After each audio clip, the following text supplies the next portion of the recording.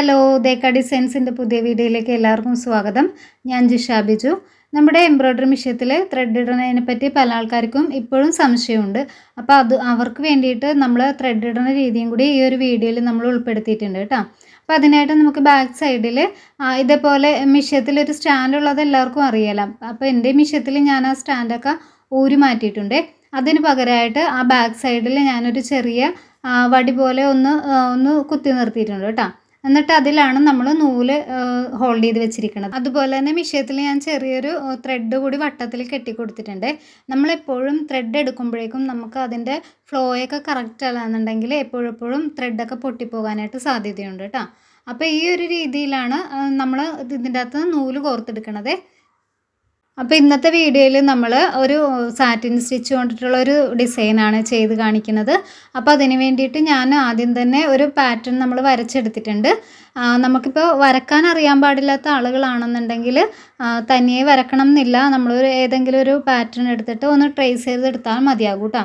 അപ്പോൾ ഇതിൽ നമ്മൾ ആദ്യം ചെയ്യുമ്പോഴേക്കും റണ്ണിങ് സ്റ്റിച്ചിട്ട് നമ്മൾ ഫില്ല് ചെയ്ത് കൊടുത്തിട്ട് അത് കഴിഞ്ഞ് റണ്ണിങ് സ്റ്റിച്ചിലൊന്ന് ഔട്ട്ലൈൻ പോലെ കൊടുത്തിട്ട് ആ ഒരു ഡിസൈൻ മുഴുവൻ നമ്മൾ സാറ്റിൻ സ്റ്റിച്ചിൽ ഫില്ല് ചെയ്ത് കൊടുക്കുകയാണ് ചെയ്യണത്. മെഷീൻ വാങ്ങിച്ച് ഉപയോഗിച്ചിട്ടുള്ള ആൾക്കാർ നമ്മളോട് നേരിട്ടും അല്ലാതെയൊക്കെ ഒരുപാട് ഇങ്ങനെ സംശയങ്ങളൊക്കെ ചോദിക്കാറുണ്ട്. ഞാൻ തയ്ച്ചിട്ട് നൂല് പൊട്ടിപ്പോണ്, സ്റ്റിച്ച് വീഴണില്ല, സൂചി ഒടിഞ്ഞു പോയെന്നൊക്കെയാണ് കൂടുതലും പേര് നമ്മളോട് ഡൗട്ട് ചോദിക്കാറുള്ളത്. അപ്പോൾ നമുക്കൊരു മെഷീൻ നമ്മുടെ കയ്യിൽ വരുമ്പോൾ തന്നെ ആദ്യം ഒരു ആവശ്യമൊക്കെ നമുക്ക് എല്ലാവർക്കും കാണും. അറിയാവുന്ന പോലെ ഒരു ഫ്രെയിമൊക്കെ എവിടെന്നെങ്കിലുമൊക്കെ സെറ്റ് ചെയ്തെടുത്തിട്ട് നൂലിട്ട് തന്നെ ആദ്യം തന്നെ അങ്ങോട്ട് അടിച്ചു നോക്കും. അപ്പം നമ്മൾ അങ്ങനെ ഒരിക്കലും ചെയ്ത് നോക്കരുത് കേട്ടോ. നമ്മളിപ്പോൾ ഉപയോഗിച്ച് ശീലിച്ചിട്ടില്ലെന്നുണ്ടെങ്കിൽ, ഇത് ഞാൻ തുടക്കക്കാരോടാണ് പറയണത്, ഉപയോഗിച്ച് ശീലിച്ചിട്ടില്ലാത്ത ആളുകളാണെങ്കിൽ ആദ്യം തന്നെ അതിൻ്റെ ബോബിൻ കേസ് ഒന്ന് അഴിച്ചു മാറ്റി വെക്കണം. അതായത് ബോബിൻ കേസ് ഊരി നമ്മൾ സാധാരണ മിഷ്യത്തിൽ ഇടുന്ന പോലെ തന്നെയാണ് ബോബിൻ കേസ് ഇടുന്നത്. അതിൻ്റെ പൊസിഷൻ മാത്രമേ ചെറിയൊരു വ്യത്യാസമുള്ളൂ. ആ ബോബിൻ കേസ് ഊരി മാറ്റിയിട്ട് സാവധാനത്തിൽ മെഷീനൊന്ന് ചവിട്ടി നോക്കണം. പിന്നെ കുറച്ച് കഴിഞ്ഞിട്ട് സ്പീഡ് നമ്മുടെ കൺട്രോളിലായെന്ന് തോന്നിയാൽ മാത്രം ഫ്രെയിം ഇട്ടിട്ട് ഒന്നുകൂടി ഒന്ന് സ്റ്റിച്ച് ചെയ്ത് നോക്കണേ. അപ്പോഴും നമ്മൾ നൂലിട്ട് അടിച്ച് നോക്കരുത് കേട്ടോ. അപ്പോൾ ഇങ്ങനെ കുറേ നേരം ചെയ്ത് കഴിയുമ്പോഴേക്കും ഫ്രെയിമും ചലിപ്പിക്കാനുള്ള ഒരു ബാലൻസ് നമുക്ക് കിട്ടും. പിന്നെ അതിന് ശേഷം മാത്രമേ നമ്മൾ നൂലിട്ട് സ്റ്റിച്ച് ചെയ്ത് തുടങ്ങാവുള്ളൂ കേട്ടോ. അപ്പോൾ ഏകദേശം നമ്മളിപ്പോൾ ഒരു മെഷീനായിട്ട് ഒന്ന് ഇണങ്ങി കഴിഞ്ഞിട്ടുണ്ടാകും. പിന്നെ സാവധാനം മാത്രമേ നമ്മൾ നൂലിട്ട് തയ്ച്ചിട്ട് നമുക്ക് കുഴപ്പമില്ലെന്നുണ്ടെങ്കിൽ മാത്രം ഒന്ന് സ്പീഡ് ആദ്യം കൺട്രോൾ ചെയ്ത് ആ മെഷീനായിട്ട് ആദ്യം തന്നെ നമ്മളൊന്ന് ഇണങ്ങി വരണം. അപ്പോഴേ നമുക്ക് ആ ഒരു ചവിട്ടി കഴിയുമ്പോഴേക്കും അല്ല, ചില ആളുകളുണ്ട് കൊണ്ടുവരുമ്പോൾ തന്നെ അങ്ങോട്ട് നൂലിട്ട് അങ്ങോട്ട് തയ്ക്കും. അപ്പോൾ അങ്ങനെ വരുമ്പോഴേക്കുമാണ് ഈ സൂചി ഒടിഞ്ഞു പോണത്, അതല്ലെങ്കിൽ നൂല് പെട്ടെന്ന് പൊട്ടിപ്പോണത്, അങ്ങനെയൊക്കെ പറ്റണത്. അതുപോലെ നമ്മൾ ഇതിൻ്റെ അകത്ത് ആ ഒരു ബോബിൻ കേസ് ഇടുന്ന ഭാഗത്തിന് നമ്മൾ ഷട്ടിലെന്നാണ് പറയണത്. അപ്പോൾ ഈ ഒരു ഷട്ടിലൊക്കെ പെട്ടെന്ന് തിരിഞ്ഞു പോകാനൊക്കെയുള്ള സാധ്യതയുണ്ട്. അപ്പോൾ പിന്നെ നമുക്ക് അതുപോലെ ആ ഷട്ടിലിൻ്റെ ഉള്ളിൽ ചെറിയൊരു നൂലിൻ്റെയൊക്കെ അംശം നമ്മുടെ സാധാരണ മിഷ്യൻ പോലെയല്ല. ഈ ഒരു മിഷ്യത്തിൽ നൂലിൻ്റെയൊക്കെ ചെറിയൊരു അംശം പോലും കയറിയിരുന്നാൽ പെട്ടെന്ന് തന്നെ മിഷ്യനൊക്കെ സ്റ്റക്കായി പോയി പിന്നെ അനങ്ങാത്ത രീതിയിൽ തന്നെ ആയിപ്പോകും. നമുക്ക് പിന്നെ അതൊന്നും ചെയ്യാൻ പറ്റില്ല. പിന്നെ ആരെങ്കിലും വിളിച്ച് ശരിയാക്കുകയോ അതല്ലാന്നുണ്ടെങ്കിൽ പിന്നെ നമ്മൾ മേടിച്ച സ്ഥലത്ത് തന്നെ കൊണ്ടുപോയി കൊടുക്കേണ്ടിയൊക്കെ വരും. അപ്പോൾ അതുകൊണ്ടിട്ട് നമ്മൾ പുതിയതായിട്ട് മെഷീൻ എടുത്ത ആളുകൾ മെഷീനായിട്ട് പരിചയം ഇല്ലയെന്നുണ്ടെങ്കിൽ ആദ്യം ഞാൻ ഈ പറയുന്ന മെത്തേഡൊന്ന് ചെയ്ത് നോക്കണം. അതിന് ശേഷം മാത്രം സാവധാനം നമ്മൾ മെഷീനായിട്ട് ഒന്ന് ഇണങ്ങി വന്ന ശേഷം മാത്രമേ നമ്മൾ നൂലിട്ട് തയ്ക്കാവുള്ളൂ. അപ്പോൾ ഈ ഒരു സ്റ്റിച്ച് നമ്മൾ ചെയ്യുമ്പോഴേക്കും ഈ ഒരു സ്റ്റിച്ചിൻ്റെ, അതായത് നമ്മൾ ആ ഒരു സാറ്റിൻ സ്റ്റിച്ചിൻ്റെ വീതി ഏകദേശം നമ്മൾ എത്രയും വീതിയിൽ നമ്മൾക്ക് ഈ ഒരു സ്റ്റിച്ച് ചെയ്യാൻ പറ്റുമോ അത്രയും വീതിയിലെടുത്താലും നല്ലതായിരിക്കും. തീരെ തിന്നായിട്ട് പോകണതിലും കുറച്ചും കൂടി നമ്മളിപ്പോൾ ഇതിൻ്റെ അകത്ത് കണ്ടില്ലേ, ഞാനിപ്പോൾ ചെയ്യണത് അത് ഏറ്റവും ലാസ്റ്റത്തെ, അതായത് ചില ആളുകളുടെ മിഷ്യത്തിൽ 4 എന്നുള്ള പോയിൻ്റ് വരെ ഉണ്ടാവുള്ളൂ, ചിലതിൽ 5 എന്നുള്ള പോയിൻ്റ് ഉണ്ടാവും. അപ്പം നമുക്ക് എത്ര വീതിയിൽ അടിക്കണമെന്ന് വെച്ചുള്ളത് അത് നമ്മളുടെ ഓരോ ചെയ്യണ ആളുകളുടെ ഉചിതം പോലെ ഇരിക്കും. പിന്നെ അതുപോലെ തന്നെ നൂലിനെപ്പോഴും നമ്മുടെ നൂലിൻ്റെ ഫ്ലോ കറക്റ്റ് അല്ല എന്നുണ്ടെങ്കിൽ ആ ഒരു സ്പ്രിങ് ആയിട്ടുള്ള ഭാഗം നമ്മൾ ചെറുതായിട്ടൊന്ന് ലൂസ് ചെയ്ത് കൊടുത്തു കഴിഞ്ഞാൽ പെട്ടെന്ന് ടൈറ്റ് ആകാതെ നൂല് നല്ല രീതിയിൽ വരാനും പെട്ടെന്നൊക്കെ അങ്ങനെ ആകുമ്പോഴേക്കും നൂല് പൊട്ടിപ്പോകാനും സാധ്യത കുറവാണ്. അപ്പോൾ അങ്ങനെ ചെറിയ ചെറിയ കാര്യങ്ങളൊക്കെ നമ്മൾ ഇതിൻ്റെ അകത്തൊന്ന് പ്രത്യേകം ശ്രദ്ധിച്ചാൽ മതി കേട്ടോ.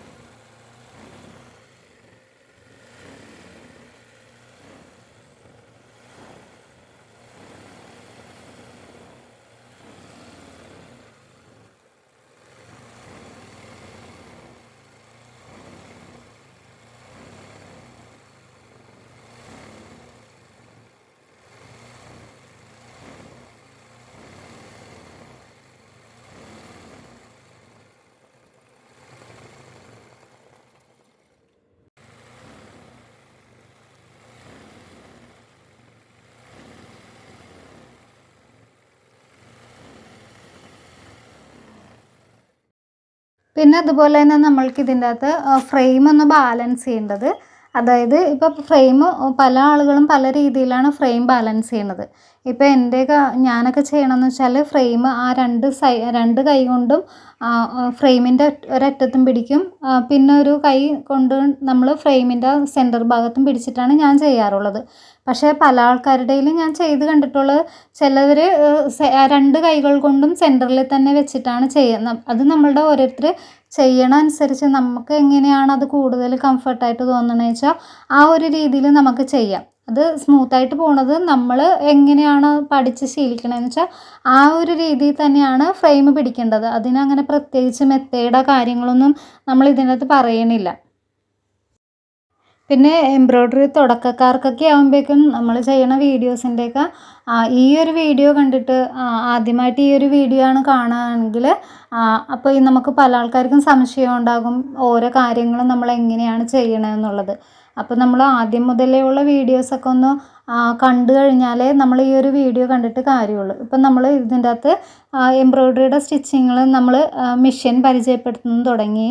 ഓരോ basic stitch, running stitch, satin stitch, അങ്ങനെ നമ്മൾ വരണ പല സ്റ്റിച്ചുകളും നമ്മളത് ഓരോ സ്റ്റെപ്പായിട്ട് നമ്മൾ ചെയ്തിട്ടുണ്ട്. അപ്പം നമ്മൾ ഇടയ്ക്ക് വെച്ചൊക്കെ എന്തെങ്കിലും സ്റ്റിച്ചൊക്കെ ചെയ്യുമ്പോഴേക്കും അതെന്താണ് അങ്ങനെ വരണത് അങ്ങനെ ഡൗട്ട് ചോദിക്കുമ്പോഴേക്കും നിങ്ങൾക്ക് അത് മനസ്സിലാകണമെങ്കിൽ കൂടുതൽ അതിന് മുമ്പുള്ള വീഡിയോസൊക്കെ എടുത്ത് നോക്കിയാലേ അതിനെക്കുറിച്ചിട്ടുള്ള കൂടുതൽ വിവരങ്ങൾ നിങ്ങൾക്ക് കിട്ടുകയുള്ളൂ. ഇനി ഒരു ഫ്ലവറിൻ്റെ വർക്ക് കഴിഞ്ഞിട്ട് നമുക്ക് തണ്ട് മാത്രമായിട്ട് ഇപ്പോൾ ലീഫിൻ്റെ വർക്കൊക്കെ നമ്മൾ ഇതിനു മുമ്പുള്ള വീഡിയോയിലൊക്കെ കാണിച്ചിട്ടുണ്ട്. ഇതിപ്പോൾ ഒരു ഫ്ലവർ കൊടുത്തിട്ട് അതിൻ്റെ അകത്ത് ഒരു തണ്ട് വരണ രീതി മാത്രമാണ് നമ്മൾ ഈ ഒരു പാറ്റേൺ ചെയ്തിരിക്കുന്നത്. അപ്പോൾ അതിനായിട്ട് ഞാനൊരു പച്ച കളറിലെ ത്രെഡ് എടുത്തിട്ട് തണ്ടും കൂടി അതിൻ്റെ അകത്ത് ഫില്ല് ചെയ്ത് കൊടുക്കുന്നുണ്ട്. അതും ഇതുപോലെ തന്നെ സാറ്റിൻ സ്റ്റിച്ചിൽ ഈ സാറ്റിൻ സ്റ്റിച്ച് നമ്മൾ ചെയ്യുമ്പോഴേക്കും എപ്പോഴും ശ്രദ്ധിക്കേണ്ട കാര്യം ആദ്യം നമ്മളൊന്ന് റണ്ണിങ് സ്റ്റിച്ച് കൊടുത്തിട്ട് വീണ്ടും ഒരു സാറ്റിൻ സ്റ്റിച്ച് തന്നെ ആദ്യം ഒന്ന് അടിച്ച ശേഷം എത്രമാത്രം തിക്കാക്കാൻ പറ്റുമോ ആ ഒരു രീതിയിൽ തന്നെ തിക്കായി അടിച്ചാൽ ഡിസൈനൊക്കെ കുറച്ചും കൂടിയൊക്കെ നല്ല ഭംഗിയിൽ കിട്ടും.